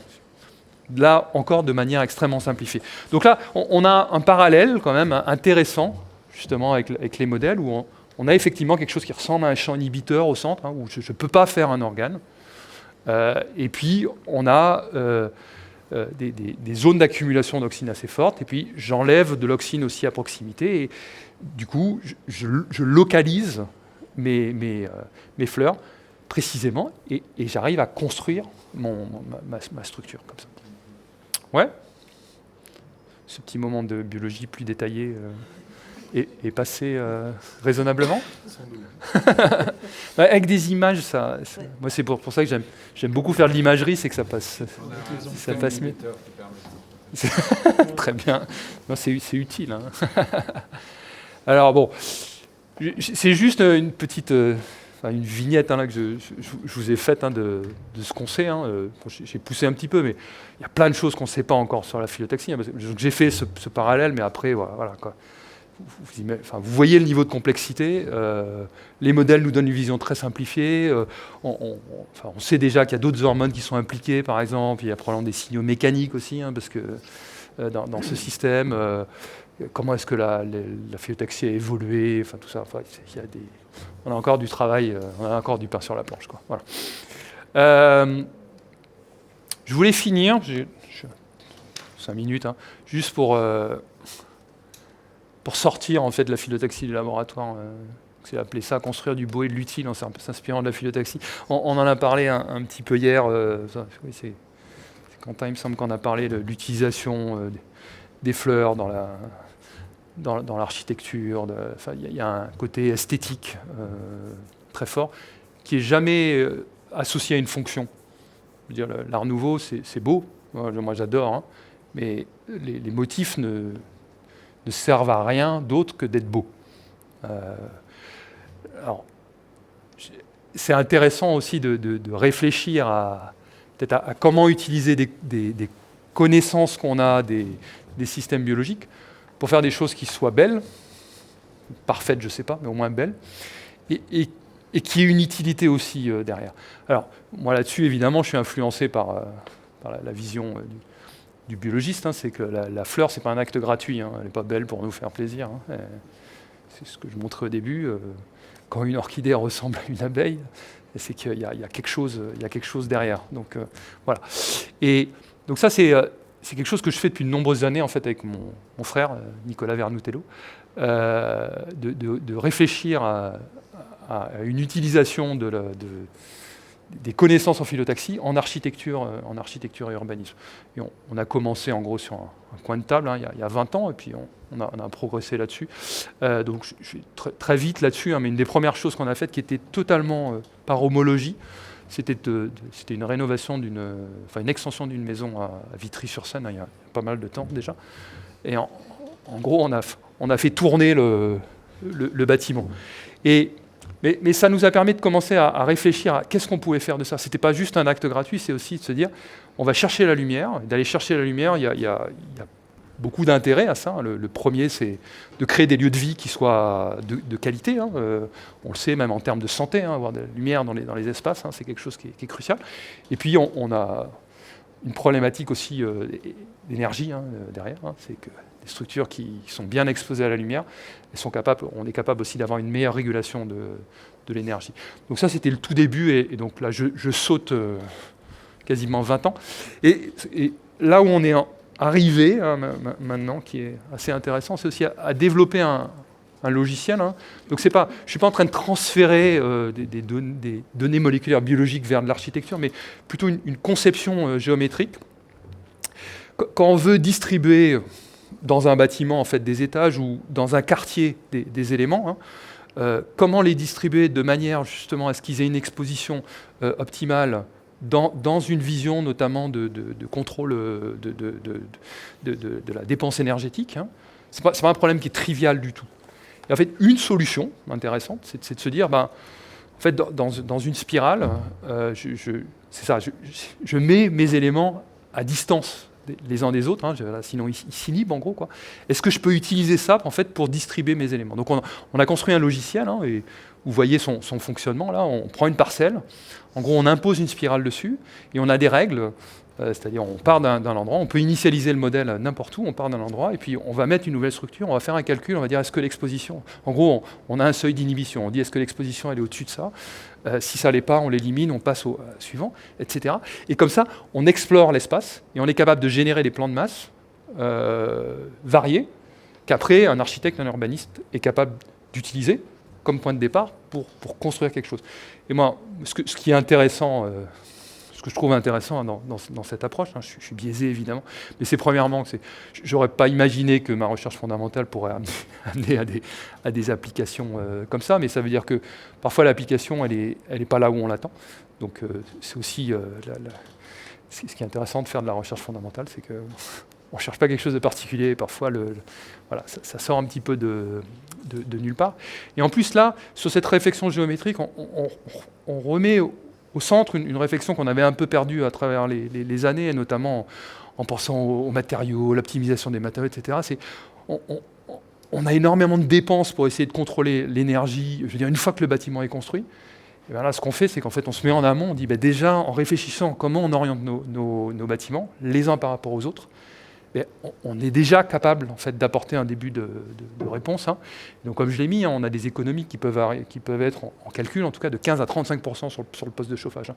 Donc, ce n'est pas négligeable. Hein, et donc, à l'heure actuelle, hein, ce type de réflexion nous semble assez fondamental. Voilà. Donc, ça, c'est une voie intéressante qu'on pousse. Et bon, on n'est pas si loin des fleurs. On n'est probablement pas dans la perfection, mais au moins, en tout cas, on essaie de tendre vers le beau. On m'avait posé cette question de combien de personnes j'avais dans mon équipe. Il y a beaucoup de monde derrière le travail que j'ai fait. Donc là, j'ai listé tous les gens de mon équipe. Il y a des membres précédents. J'ai parlé de Christophe Godin aussi, avec lequel je travaille énormément. Donc, François Parti à Grenoble, qui est quelqu'un avec qui j'ai beaucoup travaillé aussi. Toute une liste de collaborateurs. Donc dans ces recherches-là, on s'appuie sur un réseau très large. Donc voilà, j'ai cité Nicolas Vernutello. On a monté du coup il y a quelques années une petite start-up, un bureau d'études qui s'appelle InSituLab. C'est lui et moi, plus quelques personnes autour, mais voilà, dans lequel on essaie vraiment de pousser notamment ces idées-là que je vous ai évoquées. Et je m'arrête là, et puis on peut continuer la discussion avec plaisir. Voilà. Merci. Il y a des questions.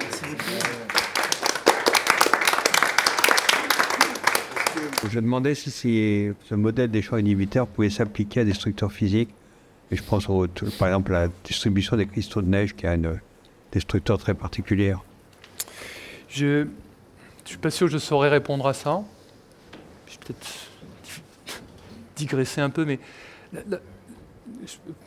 notamment par rapport aux cristaux. Dans l'histoire des développements des idées en phyllotaxie, il y a notamment les frères Bravais qui sont à l'origine du champ de la cristallographie. Donc, mais derrière, c'est plutôt des problématiques d'empilement que des problématiques de champ inhibiteur en tant que tel, mais en même temps, on peut voir le champ inhibiteur comme une occupation de l'espace. Et si on essaie d'empiler de façon optimale, on va retrouver en tout cas des propriétés qu'on a dans les systèmes phylotactiques. Voilà. Mais je ne suis pas sûr qu'on puisse faire enfin, en tout cas, mes connaissances notamment des cristaux de neige ne sont pas suffisantes pour savoir s'il y a un parallèle vraiment à faire là-dessus. Ouais. Je suis un ex-scientifique, géologue, donc ce n'est pas du tout le même rayon. Et je ne défends pas l'idée qu'une science doit être systématiquement applicable et avoir des domaines d'application. Cela dit, vous avez montré une application, la liaison avec l'architecture. Ma question, c'est, y a-t-il d'autres applications, notamment en agriculture ou en horticulture ? La réponse rapide, c'est je ne sais pas. On a exploré cette idée-là dans un projet européen là, qui est fini maintenant, mais dans lequel on est quand même encore actif, qui s'appelait ROMI, Robotics for Microfarms. Et l'idée de ça, c'était de faire un lien entre le laboratoire et le champ, donc appliqué aux micro-fermes. Donc à la fois sur des aspects robotiques, suivi des plantes. Okay. Parce que donc, une des problématiques majeures dans les micro-fermes, c'est la capacité à s'occuper d'un espace dans lequel les plantes sont à densité assez élevée, avec peu de personnel en général, et d'atteindre un équilibre financier, ce qui n'est pas trivial pour eux. Donc, je ne dis pas que c'est l'unique chose à faire. Personnellement, je ne suis pas convaincu, mais une des manières, c'est d'apporter des aides robotiques, et notamment, moi, ce que j'aimais bien dans l'approche qu'on a menée, c'était un des instigateurs de ce projet, notamment, c'était Peter Hanapeu, qui est à Sony, au laboratoire Sony à Paris, Sony CSL. Je ne sais pas si vous savez, mais donc Sony, la compagnie, a deux laboratoires de recherche, un à Tokyo et un à Paris. Et donc, l'idée, c'est de faire des systèmes ouverts, des systèmes open source, et qui utilisent aussi des matériaux de construction, des robots minimalistes qu'on peut faire en Fab Lab, donc en distribuant de façon ouverte les plans, les logiciels, etc. Donc, c'est un gros travail de développement, notamment côté logiciel, qu'on n'a pas encore totalement fini. Mais une des idées qu'on n'a pas réussi à pousser complètement, c'était de pouvoir faire un lien entre phyllotaxie et stress éventuellement. Donc ça c'est un mécanisme, une chose qu'on pouvait faire, c'est de se dire, si la phyllotaxie est perturbée, ça peut être un indicateur de tel ou tel type de stress. Si on a une manière assez simple de lire en fait cette perturbation, on peut avoir une alerte pour le fermier qui soit pertinente. Il y a peu de choses encore là-dessus. Nous, on a travaillé sur les défauts dans la phyllotaxie, on sait qu'il y en a. En fait, je ne sais pas bien si le fait d'avoir un stress, au contraire, ça ne stabiliserait pas la phyllotaxie plus que donner mener à une perte de stabilité. Et donc ça, c'est aussi une application un petit peu inattendue qu'on a eue. Et pour nous, en laboratoire, ce que ça permet de faire, c'est de développer un robot qui utilise en fait les mêmes parties logicielles, les mêmes parts, les mêmes éléments en fait de la construction du robot. Okay, donc il y a pour une application complètement différente, pour justement faire du phénotypage de phyllotaxie, c'est-à-dire être capable d'extraire tous ces angles. Parce que prendre une tige et s'amuser à mesurer les angles un par un, c'est un peu de travail. Et en fait, comme... Ouais, c'est intéressant, ça nous ramène à la perfection. Moi, ce que je vous ai montré, c'est des spirales parfaites. En fait, les spirales, elles sont pas parfaites. Et pour avoir une idée du niveau d'imperfection, si vous voulez, il faut faire beaucoup d'individus, quoi. Plus on en a, c'est un problème statistique après, hein, plus on en a, plus on est capable de dire des choses. Et si ça commence à varier, donc là, on arrive à des notions qui sont des notions de bruit dans le développement, c'est-à-dire comment est-ce qu'on arrive à faire, donc ça nous ramène sur des questions très fondamentales, comment est-ce qu'on arrive à construire une forme qui soit justement proche de la perfection, et comment est-ce qu'on contrôle le niveau de déviation par rapport à ce qui serait la forme parfaite, donc par rapport à une spirale, c'est-à-dire quand est-ce que je perds des angles qui sont plus ceux que j'attends. Et donc ça c'est une question en biologie du développement qui est assez complexe. Et en fait, la phyllotaxie est un système très intéressant pour aller regarder ça. Du coup, on pourrait chercher des variants génétiques dans lesquels la pénétrance du bruit change, de manière à rechercher des gènes qui justement permettent d'arriver sur des spirales qui sont presque parfaites. Voilà. Bon, c'est une réponse un peu longue à votre question, parce que et puis d'autres applications, il y en a peut-être. Merci. Moi, j'ai deux remarques. Une première remarque est une remarque historique qui renvoie à l'histoire de l'art des jardins. C'est-à-dire que quand vous parlez de la phyllotaxie, c'est ce que, d'une certaine manière, dans le traité de Boisseau, qui date de 1634, qui s'appelle le traité de l'art des jardins selon les raisons de la nature et de l'art. Il justifie ces parties, qui vont être des parties baroques, par une sorte de phyllotaxie, puisqu'il explique que c'est en raison du développement des plantes qui est conduit par de la géométrie, par une géométrie qu'il propose ça. Alors que un siècle plus tard, par exemple, Edmund Burke, qui va écrire le traité philosophique sur le sublime et le beau, dit le contraire, absolument. Dit que c'est justement l'irrégularité absolue, que la beauté est liée à l'irrégularité absolue. Bon, ça c'est une première remarque. Bon, qui n'apporte rien à ce que vous dites. Est-ce que je peux commenter la remarque? Oui. Ma deuxième remarque, c'est sur la fin, sur l'urbanisme. Moi, je suis architecte urbaniste depuis longtemps et je suis absolument opposé à toutes les idées qui sont sur la géométrie, etc. On a fabriqué toute une série de manières. On doit partir du sol, du terrain, de la manière dont il est rythmé par les paysages déjà existants. C'est ça, c'est comme ça qu'on oriente les bâtiments. Mais alors, si on veut orienter, on a déjà fait ça avec Corbusier quand il voulait avoir orienter tous les bâtiments par rapport au solaire. Ou bien, moi j'ai vu quand j'étais enfant, il y avait toute une école qui fabriquait des spirales pour distribuer les maisons. Tout ça, ça produit des catastrophes, des catastrophes architecturales et urbanistiques. Alors, ça ne veut pas dire qu'il ne faut pas réfléchir à tout ce que vous avez dit, mais in situ, non. Je ne suis pas du tout d'accord avec eux. Je vous trouve un petit peu catégorique et je pense que vous surinterprétez mon propos. C'est-à-dire que, et l'application possible, hein, moi, ça fait longtemps qu'on discute de cette idée avec et des urbanistes et des architectes. Je pense que le niveau de réception qu'on a de l'idée dans la communauté est quand même fort, parce que c'est pas un acte gratuit. Et ce dont vous avez parlé, par exemple, de dessiner des spirales et de mettre des bâtiments le long d'une spirale, c'est un acte gratuit. C'est-à-dire, il y a une recherche qui est éventuellement poussée par l'esthétique, sans réflexion sur l'impact que ça a. Et pour aussi peut-être aller dans votre sens, c'est-à-dire, moi je ne déconnecte pas la réflexion d'une connaissance du terrain.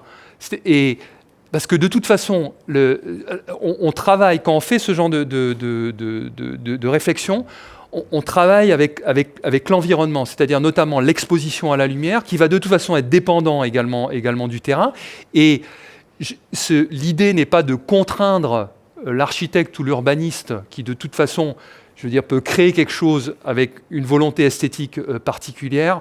On ne veut pas le contraindre de façon définitive.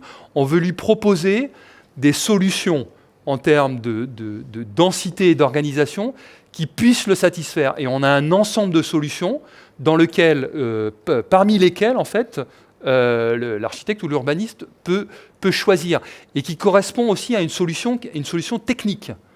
Donc il n'y a pas uniquement une recherche d'esthétique en fait gratuite dedans. Et pour moi, c'est ça le point important. D'accord ? Et donc nous, on s'inscrit dans une vision biomimétique là-dessus. Et justement sur le biomimétisme, et je pense que c'est ça qui pêche, il y a beaucoup d'actes qui sont des actes qui sont purement esthétiques, purement par homologie, et qui n'apportent pas forcément grand-chose, voire qui sont pas bons. C'est pas des solutions en fait intéressantes. Et voilà. Bon, après je comprends votre point de vue, hein, mais je vous rejoins aussi, hein, sur je ne dis pas non plus que la géométrie est parfaite. Descartes a dit ça dans le début du discours de la méthode, ouais, où il explique qu'il faut qu'on devrait raser les villes médiévales parce que, précisément, elles ne sont pas dessinées de façon logique et avec un traité. Moi, je pense que les villes médiévales sont beaucoup plus intelligentes du point de vue urbanistique que les villes actuelles. Ça se défend, hein, et je dis pas le contraire. J'ai jamais parlé de raser quoi que ce soit. Après, je pense que dans l'apport d'une solution, la réflexion est importante. On a besoin d'outils multiples en fait pour avancer sur ces problématiques-là, hein. Et ça produit aussi, je pense, d'un point de vue esthétique, hein, puisque nous, l'approche, ça a été de le mettre en œuvre aussi, hein. C'est pas juste une recherche purement théorique, c'était vraiment de mettre en œuvre la chose. Et ça produit des bâtiments et des quartiers qui ont une esthétique aussi qui est vraiment intéressante, hein. Et c'est un point de départ, là, à nouveau, pour répondre à une problématique qui est une problématique multiparamètres, hein. C'est ça qui est intéressant aussi, c'est qu'on peut utiliser... Dans la construction d'un quartier ou dans la construction d'un bâtiment, il n'y a pas qu'une seule contrainte. Il y a des contraintes multiples. Et ce dont je parle, ça peut être utilisé dans le processus de décision sans être la seule contrainte. Donc on peut travailler en multi-contraintes. Et ça, je trouve ça, moi, particulièrement intéressant et pertinent. Mais voilà, après, vous pouvez ne pas être d'accord, évidemment.